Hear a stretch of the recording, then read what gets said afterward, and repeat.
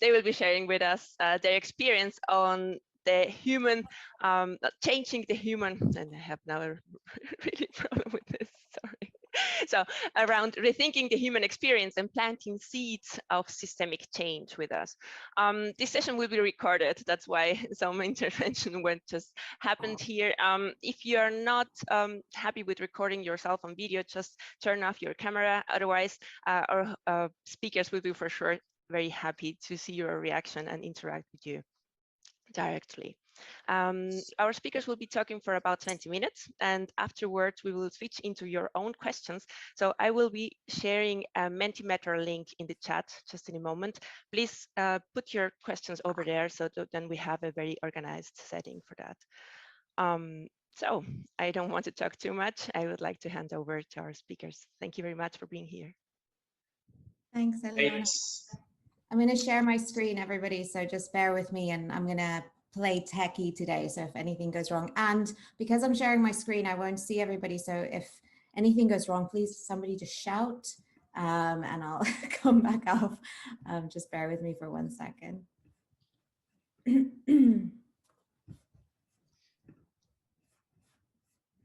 Okay.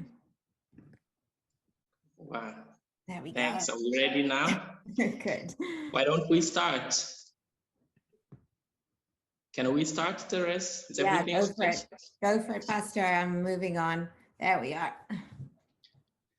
Great. Pasteur, I'm here in Rwanda. This is my colleague, Therese. We both energize roles at Davis College.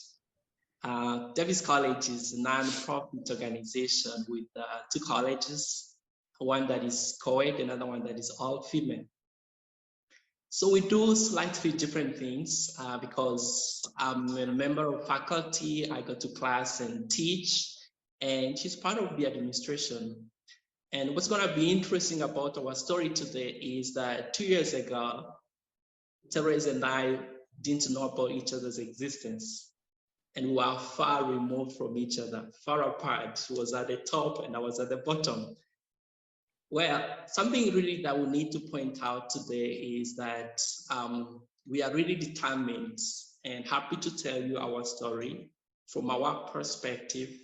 So it's a lived experience, it's something real, it's valid, it's true. So we're gonna tell our story like any other story, a beginning, a middle, and an end. Thank you. Thanks, Pasteur.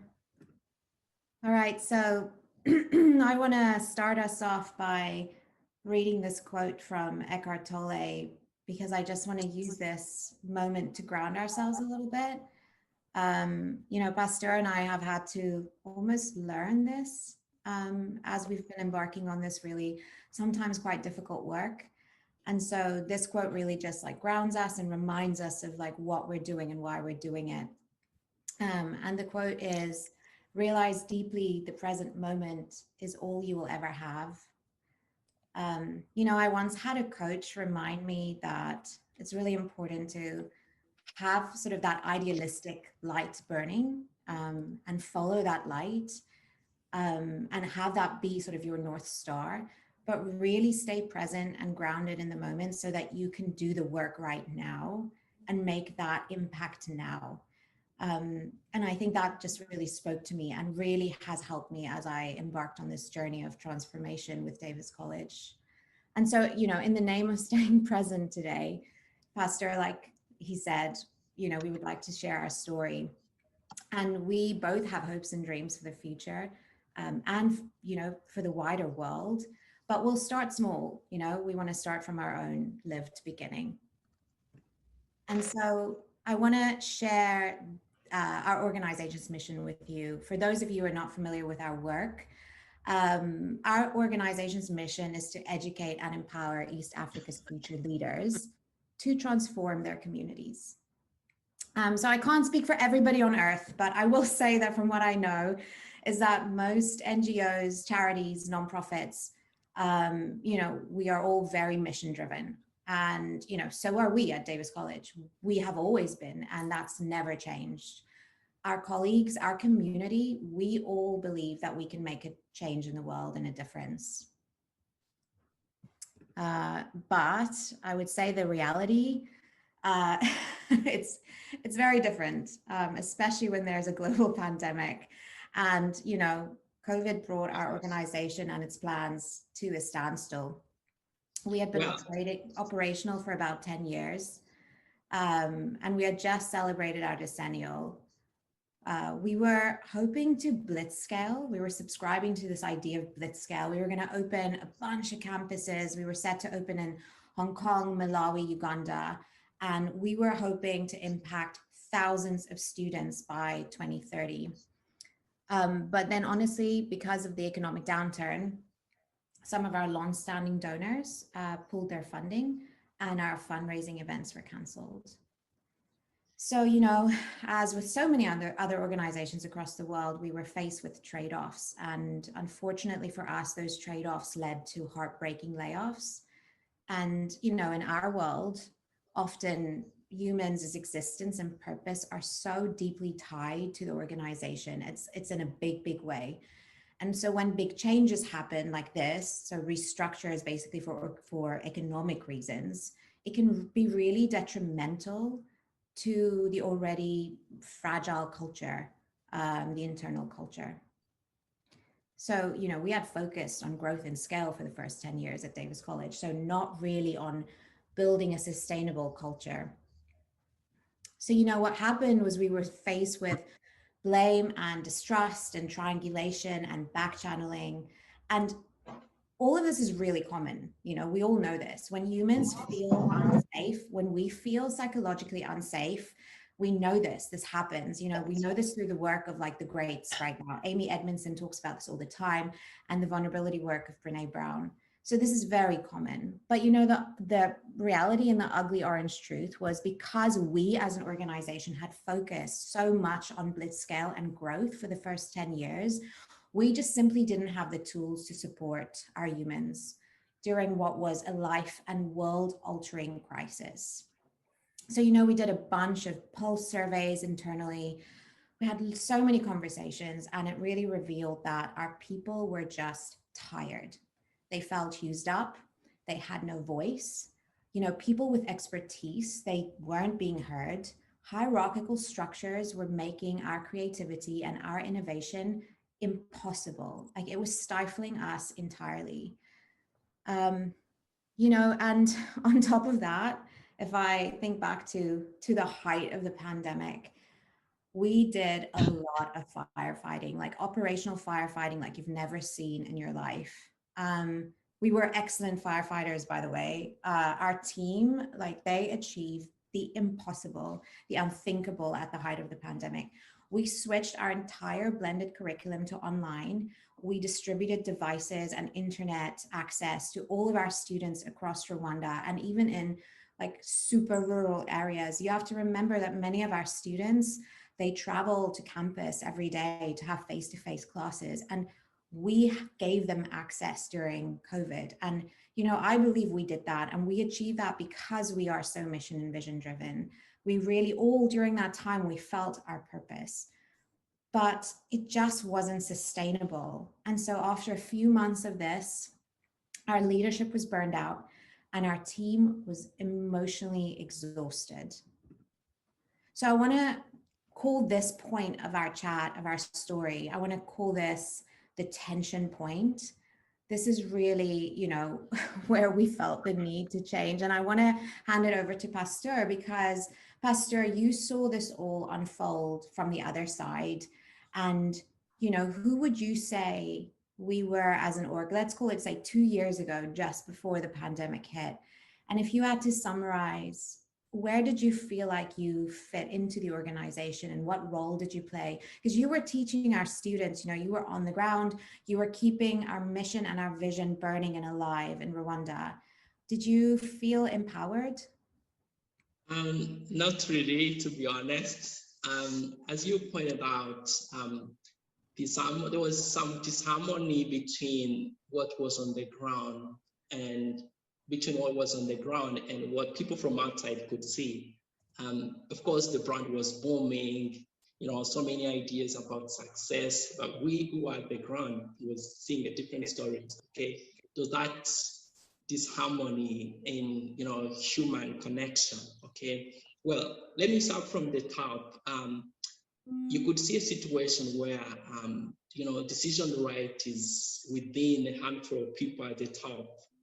And then in the middle, you have the middle managers who had to rely on, micromanaging, tight controlling mechanism and everything. And that created the situation where there's no trust, and you don't feel that sense of contentment. You don't enjoy what you're doing. You don't enjoy your work. It's really, I don't know how can I describe that situation. There was no work satisfaction, nothing, no sense of fulfillment, nothing completely. And the most interesting thing is the way talents were wasted, because people are not allowed to be that creative, to bring their expertise to the interests of the community, the organization. I'm not sure if people at the top really knew the hell, sorry to call it so, that we at the bottom were going through. Yeah, Pastor, it's, oh man, that's such a good summary, and such a good way to describe it. And I would say that we had an idea from an administration perspective, and you have little conversations and you kind of just like not shrug them off, but you go, oh, it's just like this person, or it's just like one person, or, you hear little things and you just go, oh, it's okay. Let's just keep going. Let's just keep working. But honestly, Pasteur just touched upon so many of the whys of why we embarked on this entire organizational transformation. In the end, the decision to transform was entirely based on data, like what Pasteur just shared. So even though we started feeling it and we sensed it, the data started smacking us in the face, basically. Our people were unhappy, they were unheard, our structures were completely failing us, our executive team was burned out. So, Pasteur, they were challenged by the same parents, they were constantly challenging each other's. Oh, and somebody speaking. Kind of, we're fed by the same, let's say, by the same milk. There we go. Thanks, Eliana. Welcome. Sorry, that's fine. So, Pasteur, I want to hand it back to you because, you were part of some of the very early conversations that was being had then at that point, this point where we felt the need to change. So you were part of discussions with our CEO and others, and I want to hear if you can speak to what happened and almost like the aftermath of that, because I wasn't part of those conversations. And, if there were sort of 2 or 3 key philosophical ideas that you took away that really sat with you and stood out for you, and the reason why you so started to believe in this movement of transformation. Can you speak to that, and what were they for you? Sure. Initially, my conversations with the CEO were basically about, different books that we had both read. We would meet and share our takeaways. And we had initially been together in the learning circle with some other people. And at that moment, we happened to share about our personal discovery journeys that we were, we had both embarked on. And that was, I would say, the starting point, because, I should bring the resources, books, materials, all kinds of materials, videos, and then it should share some with me. I would read, and then because they very much resonated with me and other books I was personally reading, and then would share takeaways, and everything was somehow connected to bringing that human experience that we were lacking in our organization. And that's how we met, and then we would, converse, ideate, share some philosophical ideas, and everything was connected to how we can bring about that kind of experience and help our organization evolve from a totally different direction. If I can share maybe some key points that resulted from our conversations or somehow, I would say the first one was giving people a voice, allowing people to speak up, giving them a voice, okay? Giving them that autonomy that they were lacking. That's number one. And then number two, it was, the idea, the concept of self-management and everything that would go along with it. And then finally, it was more about dropping the mask and showing up vulnerable, okay?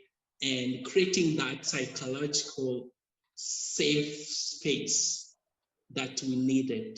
That's how I can sum up my early conversations, and probably I believe it had an impact on the journey that we have already embarked upon. Thank you. Yeah, Pastor, thank you. And they were so impactful. And I'm just to this day so grateful that you had those conversations. Excuse me, after those conversations, a bunch of us just kind of went back to the drawing board, and a small group of what was the original executive team started like an exploration journey. We basically like read and had conversations and did coaching, and honestly, like therapy, like many of us went for therapy to resolve our own traumas, our own underlying assumptions, and all the things that was holding us back as human beings from becoming integral leaders. I think that was a really key part of this journey as well. And this was about 18 months ago. And so what we didn't know then, but we know now, is that rethinking the human experience was really going to become the heart of what we do. And so today, the human experience, it relates to all of our interactions and relationships. It's at work, it's at home, it's at the college, on campus. It's basically how we show up for each other each and every day. Because we started saying, how can we serve our students? How can we educate and empower future leaders if we're not feeling empowered ourselves? And how can we expect our students to go out and be the leaders the world so desperately needs if we can't model and scale that leadership within our own organization? And, from a pure systemic perspective, how can we expect our students to go out in their communities and in the greater world and question and disrupt systems like hierarchy and patriarchy if we haven't yet addressed those systems that lead to inequality and oppression within our own organization? So, just over 18 months ago, we made an extremely difficult decision because, to this day, we juggle the complexities of that decision. We knew we needed to downsize and simplify, but we didn't have a choice. The economic downturn almost dictated that for us, and we felt the impact on our own financial situation. So, we stopped scaling and we had to make extremely difficult layoff decisions. But, in parallel to that, we decided to rebuild and transform our organization, its management structure, its culture, the entire human experience, and to ultimately embrace the Teal philosophy in its entirety. So this slide is just like a summary of the process for us. There's no timeline, it's so different for different organizations. And at Davis College, we basically pulled the plug on everything we were before. So we're transforming our entire organization. We are doing all 3 pathways to Teal, and we're like, it's all or nothing for us. So, it's not going to look the same for everyone. But this is really kind of what summarized the process for us and what was really important to get us to that point of change. And, this is all still ongoing. Let me just say that everything is still happening.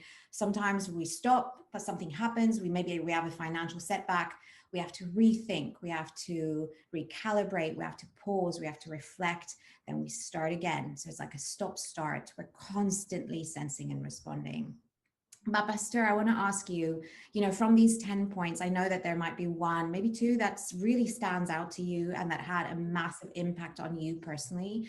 And can you just speak to that? And then, because of time, if somebody has any questions about this afterwards, then happy to answer any questions. But I want Pasteur just to speak to, something that stands out to him from this list. Yeah, sure. You're right. Not so much time. I wish I could have enough time to speak about a couple of them. Let me pick one. That one, decide how you will self-organize. And so for us, Holacracy has been a tool that would help us self-manage. Okay. And we started with a pilot, and I'm glad I was part of that pilot. And then, of course, that's what I would want everybody who wants to embark on that same journey would do. Start with a pilot and then get some buy-ins after, get to learn, you know, experience what that new structure looks like. And then after, you can roll it out to everybody. And that's exactly what we did. We created a pilot that was actually made up of people who initially expressed interest. And then we'd gather, do everything, meeting session, and learn, read, do everything, sessions, additional, attend forums like this one to keep learning. And then we would do practice holacracy and self-management together as a circle. And then later some point, the feedback that the entire institution received from that pilot circle is the one that helped the entire institution decided that this is something that we can actually invite everybody to join. That's how it works. But the most important thing is that the structure was kind of modeled on Batsog, if that's how it's be pronounced. And for those who know Batsog, that's what inspired our structure, but we had to kind of make some adjustments, you know, adjusting to our reality. And if I can maybe mention a simple example is what we did recently. As faculty, we decided that we need a circle that brings us all together as faculty so that we can have our governance, process our attention, create roles, make some adjustments. But we'll be having our tactical meetings separately in our respective departments. So that's what I can share about this. And so far it's working okay for us. Maybe the challenge was getting the faculty to, everybody to understand that this structure can work even within the academia. That was our challenge, because most of faculty members couldn't easily understand how self-management can work in an institution like this one, where there are so many standards, so many things to follow. But at this point, I believe most of them, I'm pretty sure they believe that it can work if you can create a structure that would allow people to express themselves, to process their attention. And the most important thing is that you create standards that don't allow people to, like I said, to abuse the freedom that this structure gives them. So that's briefly what I can share. Thank you so much. Thanks, Pastor. Yeah, like I totally agree. I'm so glad you picked that one, because I think self-management, the impact that holacracy has had on us as an organization and how we work, it's really been incredible. And we're only just starting, like Pastor is saying, we're trying different things. We stop and start, we rethink, we model it on something that somebody else has done, and then we realize it doesn't quite work for us. Then we rethink, we go back to the drawing board. And that's the beauty of working in this way. We all trust each other, that we know that we all want the best for our work and our organization. So we're all in this together, making it up as we go. And it's a really beautiful, sometimes quite intense process, but really beautiful. We've just created so many opportunities for people to have their voices heard and to build psychological safety through practicing holacracy. Pastor, if you consider our transformation journey, up until this point, and just what is happening internally right now with the organization, what do you think? What is your hopes for the future? Well, I think I feel very positive for the future. Well, dismantling hierarchy and using holacracy as an operating structure has really made us steady, okay? And I think holacracy has created a lot of psychological safety for us as an institution. opportunity to be heard, bringing your tension on the table, and you have a team that helps you process them and help you get what you need. I know at the beginning people don't feel like opening up, but with time, people feel free, they bring their attention, and all you need in a working partner is to be heard, to have a voice, and to bring your attention, and we are getting that from this structure that we have created. And you see a situation where work is not about, well, it's more about roles than individuals, and roles can be easily amended, accountabilities can be easily adjusted to suit the needs of the moment. Well, alongside holacracy, we are practicing wholeness. That's really important, and we are actually rolling out that wholeness curriculum. That's really amazing, and with non-violent communication to start with. And for me, a few other things really stood out for me about what we are doing. Everything is connected to rethinking that human experience and focus back to people, okay? And giving them the opportunity to innovate, because we are giving them autonomy, okay? And for us in the academia, what we need is to have a platform that can allow us to be creative, to use our creativity, to use our expertise, to have a voice. And then with individual creativity, you are certain that you get collective, creativity, and that's what you need in every institution. A couple of other things that we're trying to do, yes, rolling out this unlimited leave policy, rethinking compensation. Everything is connected to giving humans that autonomy that they are needing, right? Well, at this point, from a pedagogical point of view, as a teacher, I think there's a big difference, and this actually is the one that gives me a lot of hope for the future. There's a big difference between an educator who is empowered, who is self-driven, who feel they have autonomy, and who has a voice, to be who they are, to be creative. There's a big difference between that kind of educator and the one who doesn't have all of these. And that actually gives me a lot of the future for our students, because everything that we're doing it for the community, we're doing it for our students. Well, I can only hope for a better future for our students, because somehow, somewhere, it may not be very explicit at this point, but I'm definitely convinced that this will have a positive impact on what we do, from the student's point of view. Well, that's what I think. And Therese, I would actually be glad to hear what your hope for the future, Thank you very much, Pasteur. That's really, thank you both for sharing this story. We got a lot of very interesting questions over here. So if it's okay for you, I would share my screen so that you can see them.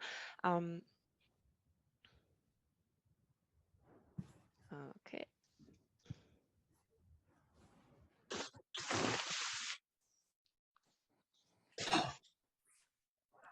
Okay, so the first one, or one of them, would be when you feel the tension that it is really time to change. How do you make people share their tensions and feel comfortable with it?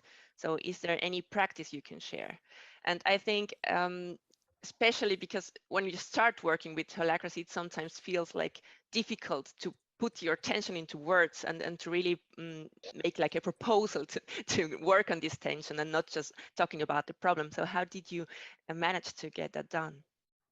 I would love to hear from Pasteur's perspective as well, but this touches very much on the work that I feel passionate about, which is moving people towards wholeness. And the way that we have embarked on that is through psychological safety and the work of Amy Edmondson. So, holacracy aside, you have to create spaces for people to become whole again. And you do that through explaining, first of all, training people on what psychological safety is, because it's a relatively new concept, and explaining how you create psychological safety for yourself and for those around you. So you really embed that practice within your organization. And then holacracy allows you to just expand on that, because with holacracy, you have spaces where you check in, you check out, you bring your whole self, you drop your mask, you say, hey, I'm feeling really stressed out today. My dog's sick, I had to take him to the vet, but I'm here, I'm present. But if I'm not showing up as my complete whole self today, I just want you to know that this is what's happening for me. So it's kind of a knock-on effect as well from the psychological safety work that we've embarked on. And then, yeah, I mean, the holacracy provides that space for you to continue that work. Pasteur, what's your take on this as well? Well, if I understand tension, like in a workplace, like anything that anybody feels like should be different, and the question would be, do people have this space to voice their tensions? And that's what actually you said, Therese. Psychological safety is a very important concept for us. And the most interesting thing here is that for us, it was so easy because it is rooted in our culture as an institution. You know, we have this thing called radical transparency that is closely connected to that. We encourage people, we've been encouraging, since I joined this institution, we've been encouraging people to speak up, to take some interpersonal risks, okay? And that actually created room for them to feel it's okay if I have a tension, and our coaches are like saying there's no small tension. Whatever your tension is, feel free to voice it, and somebody somewhere will help you out. Yeah, so that's what I can say. Basically, it should be rooted within the value, the culture. That's why it becomes easier for people to bring their attention on the table and receive support from their colleagues. It also starts really small, just to add, right, Pasteur, because, you know, it starts with us modeling it. So, remove the people who are like traditional managers or traditional like power structures within your organization.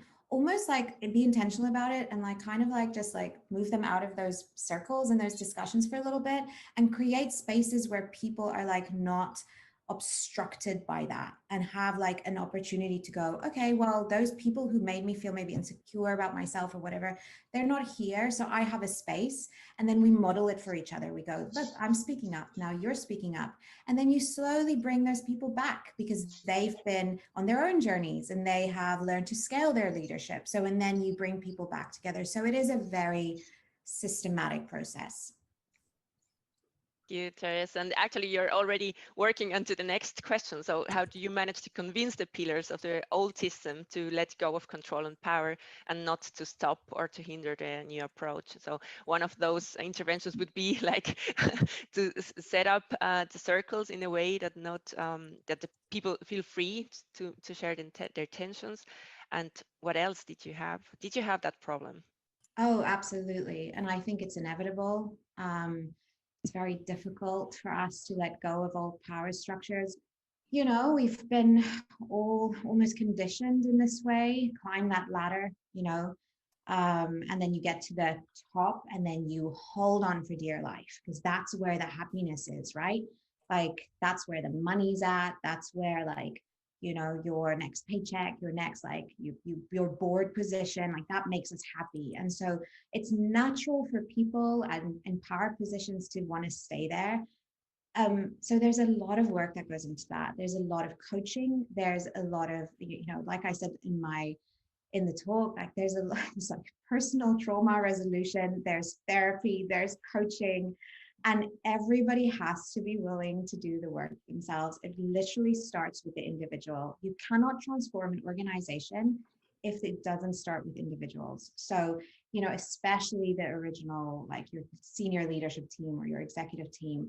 And it's not going to be for everybody. That's the point, right? Like this is not for everyone. Everybody's not in a place, a space in their lives where they're like, yeah, sure, I've been working for 30 years and now I'm at the top of my game in the orange world and I'm just going to like let it all go and become a coach. Like, no, not everybody is there. And if you're not there, then there is a space and place for you in the world somewhere else, right? So we are all talented human beings with our own internal agency and autonomy. So what I'm saying is that it's our responsibility as an organization to work with each of our people to see where they fit in.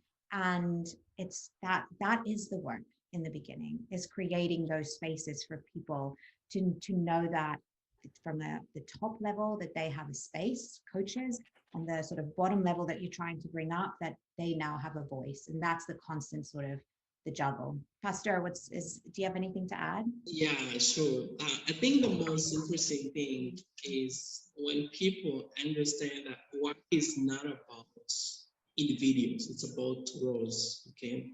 And for us, actually, notice our roles are dynamic. Accountabilities can be amended.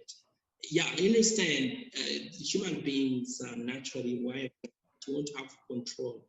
Okay, you want to delegate, you want to dictate what you think should be done.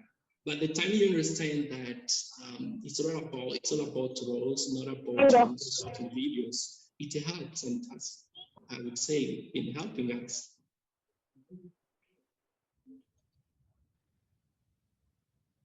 Thank you.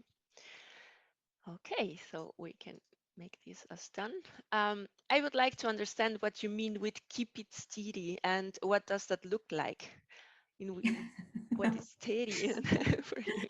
You know, I think for us, keeping it steady was really important because we had rushed through the first 10 years at our organization, right? Like we were basically a startup, and I spoke about this concept of blitz scaling. I'm sure people are familiar with it. It's like a go, grow at all costs, like just keep your head down and make an impact. You know, it's very common in the charity and nonprofit NGO sector. But for us, keeping it steady is very real right now, because we have to constantly rein ourselves in, and we have to constantly reflect on what we're doing. And we're following a certain path. We've set up some circles, you know, we've got some governance in place, and then we have to reflect and rework and rethink. Is this working? Is our people happy? We're putting out surveys. Like, you know, somebody said to us in a circle the other day, when are you gonna ask our opinion? And I was like, this is when we have to do it. When people are starting to go, but I'm not quite feeling heard, then you put out a survey, because no, this is not a democracy, but this is about the people and the human experience. And if you're not giving them opportunity to be heard, then you're not doing your work. So, you know, keeping it steady is all about being willing to ask those questions. Are you happy? Do you have what you need? You know, reworking and rethinking and constantly being willing to change. So yeah, that's it from my perspective. How about you, Pasteur? Yeah, for me, it was all about having that firm operating structure that governs how things are done, and everybody buys in it. Yeah, we accepted it, but this is how we want things to be done. This is the structure. This is how people bring their attention. This is how they get processed. This is how you get what you need. And everybody accepts it. And that has really kept us very steady, because as long as you buy into that structure, yeah, you have to play by the game that you've accepted, right? The rules of the game that you've accepted. And that's how things are moving. It's moving for us. There's that fixed, firm structure that governs how things are done. Yeah, and I would say, you know, we put out a recent survey just to do a sense check. Like, you know, are we doing the right thing? You know, just how are we doing? How are we tracking with holacracy? And I think something like 90% of our employees was like, yep, I think it was higher, it was somewhere in the 90s, was like, yeah, we want to keep working within holacracy. Because the fact is that, you know, in the beginning, it's really uncomfortable because it's so new and so, yeah, thanks, Maria. Yes, 97%. So you know, it's so new. So you have to like keep it steady in that sense. Just be like, let's keep going. Let's keep trying. If it doesn't work, let's rethink it slightly, but let's just keep it, like Pasteur was saying, get governance in place, put everything in place. Let's see how this works for us. Let's have discussions. But the data is there. Our people want this. And, you know, if in a year's time they say they don't, then we will go back to the drawing board. Great, that's really amazing. So did I understand it right? So the decision to go in for holacracy was actually made collectively, involving the whole organization. Yeah, very much. I think it started with small conversations. It started with a book and reading and, just a really great interest of like, what else is out there? If we want to get rid of our original power structures and we want to dismantle hierarchy in our organization, what else is out there? And holacracy just really spoke to us. And so there was a pilot. There was a very intentional pilot for the organization where we invited members, not just the original executive team, but other members in, and we piloted it. And then we started advocating for it, those of us who were experiencing it. And slowly but surely, other circle people, like teams, we used to have teams, they wanted to try it. And so we had circles form by themselves, and we would go in and show people how, and show them governance structures, show them tactical meetings, and then people just wanted to start, they wanted to try. And it's still ongoing. We're probably going to be on this learning journey for at least another year or two, because there's so much. But yeah, it was definitely a sort of a trickle effect, I would say. Yeah. Very nice. Thank you very much. I think this is very helpful description of this change, of how you shaped that change. Is always a big challenge.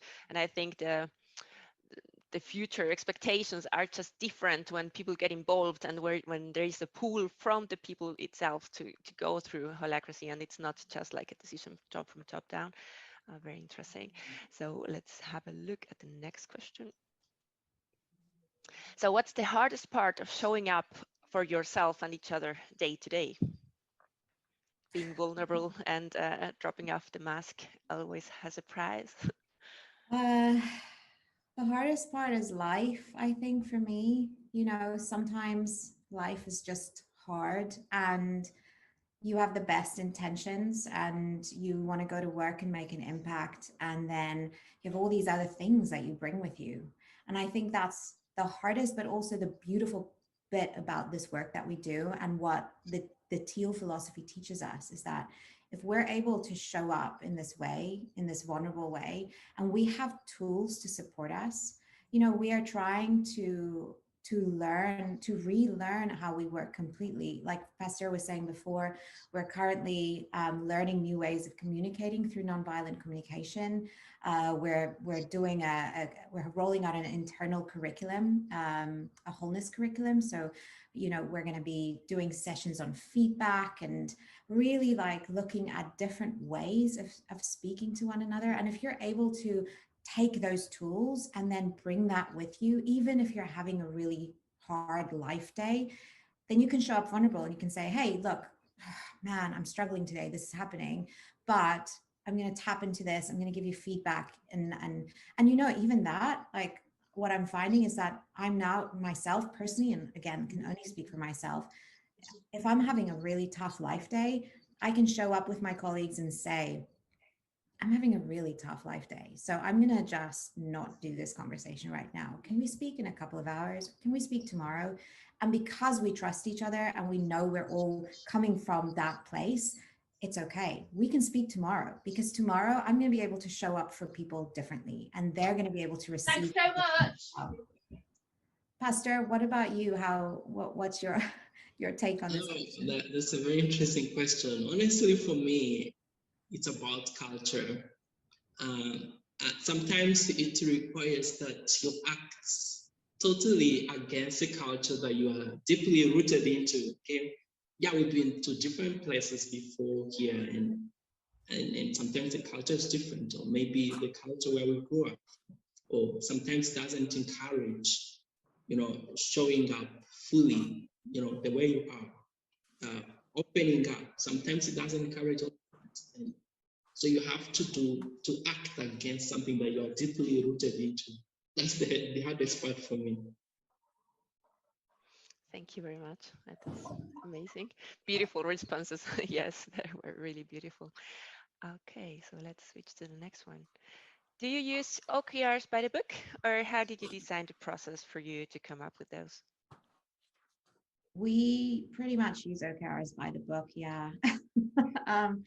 And that might change, but for now, we, the same with holacracy, we practice by the book as well.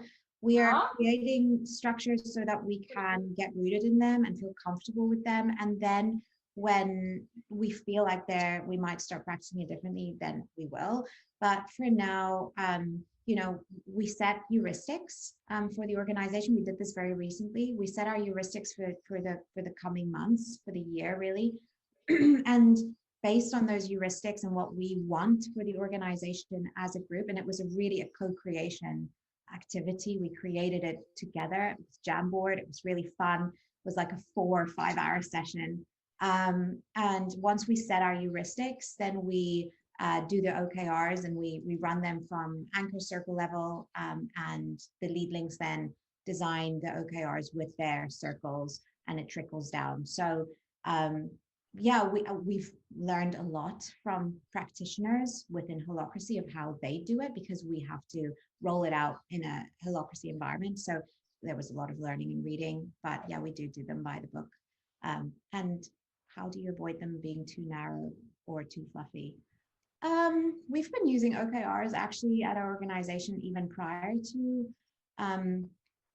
moving to Teal. So I wouldn't say we're like experts at using OKRs, but we're quite good at making sure that they, we're able to set objectives and the metrics in a really measurable way. So, and we're quite strict with each other as well, and we'll pull each other out if we don't. So we have a really honest culture like that. And so, yeah, I think and it is practice, but it is just learning from others as examples.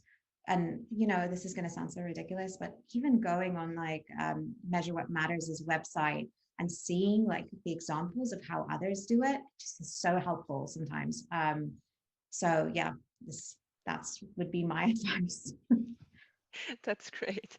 And if you are working with holacracy and you are just trying to learn how to work with OKRs and want to have some exchange, just reach out, because I'm going to set up such an exchange in the next weeks, just because some of the colleagues are doing the same. And I think it's great to learn from each other, because there are different approaches, and I guess every one of them had different strengths and weaknesses. So thank you very much. Then we got, have you been engaging differently with students as a result of your transformation? And have you perhaps involved them differently in shaping the curricula? And that's a great question, because what happens, or what the intention is with such a Teal transformation, is also to have an impact on a bigger circle. It's not only about our own work, about the organization, but also what happens in society and how we interact with the rest of the world as well. So is this already happening, like going to the next level? Oh, Pasteur, this one's for you. Yeah, I would say yes. Yeah, we've been engaging differently with students. If you understand the bigger picture, I give a very good example. In a higher learning institution where you work in the department, where you need your colleague, where you need to interact to get something done, where you need support from everybody, there's a lot happening when people are disconnected from a human point of view. And of course, the result can be seen even on the side of the student, because the way you engage when you are discontent, when you don't feel empowered, when you don't feel that you're valued, when you can't bring an idea, a creative idea, because you don't have a place to voice it. And that's definitely effective in the way you relate with students. And if you are content, you're happy, you're allowed, your doesn't allow you to have your attention processed, definitely affect the student. I wouldn't say that there is that outstanding, impact that we have created, but slowly, I believe we are creating really impact even on the side of the students. Yeah. Yeah, and just as Pasteur was speaking, for us, like I said, this has been, 18 months probably, just a little bit over since we started this journey. So we didn't expect even to be at this point, right? Like we're just kind of making it up as we're going. And You know, so for us, like the fact that we might be impacting our students in this way in the future, that is the goal. You know, as I was saying, like changing the way we lead and then having that sort of trickle down effect to our students and impacting their experience so that they in turn can then impact their communities and their world. When they go out in the workforce, they are a different human and they create different structures. That is the systemic change that we're hoping to create, but we're just starting. So, you know, maybe next year when we're here, ask us that question again. We're really excited about it, and it's like top of mind for all of us. But we're just getting going. Thank you very much. Amazing. Yes, just a clap for everyone. Okay, then we have, what are the achievements or improvements that you have seen in terms of performance? Is the team performing better in the self-management context?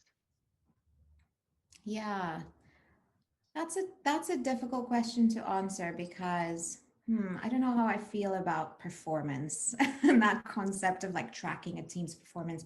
We don't have like we're not selling anything as an organization. You know, we don't have a product. We have a mission and a vision. We're making an impact in on the world, and so our vision and our mission, that is our impact. And so if we can impact people, if we can impact more communities, if we can help more people, if we can bring on systemic change and we can see that systemic change in 3 or 4 years time, that is how we're going to measure whether we've performed well. And you know, when our performance we measure now is whether our people are happy, because if you have content human beings in your organization who show up just the way that they are, they bring their whole selves to the table and they do their best work for you because they feel their own personal purpose so deeply that they, you know, they want to do this work for you and they want to do it everywhere else in the world as well. So even if they weren't going to work for you as an organization anymore, they were going to go and do that somewhere else too. So that's why I keep on coming back to this concept of really starting with the individual and the human and making sure that your humans are happy and doing the purpose work, doing that individual work as well. So I know I'm not really answering that question, but that's a tricky one for me in terms of like managing performance, just because of the way that our organization works and like the impact that we're hoping to make. Well, performance from academic point of view, it can mean something slightly different. Well, I know it's possible to trade result performance with a healthy human experience. Okay, to be honest, at this point, I don't think we have enough tools to, you know, to accurately measure the impact. You know, without the accuracy, the impact of what we are trying to do in terms of academic performance. Yes, but I believe with time, the tools that can help, you know, quantify the results in relation to, you know, what we are trying to do. But all in all, if you have people who believe that putting a healthy human experience comes first, there's no doubt even performance comes as a byproduct. Thank you.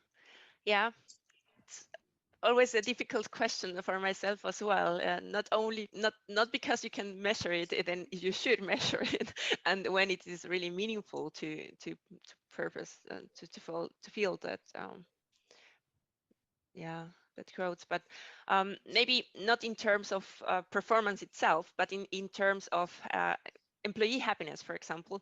Do you have those and there any kind of insights for us?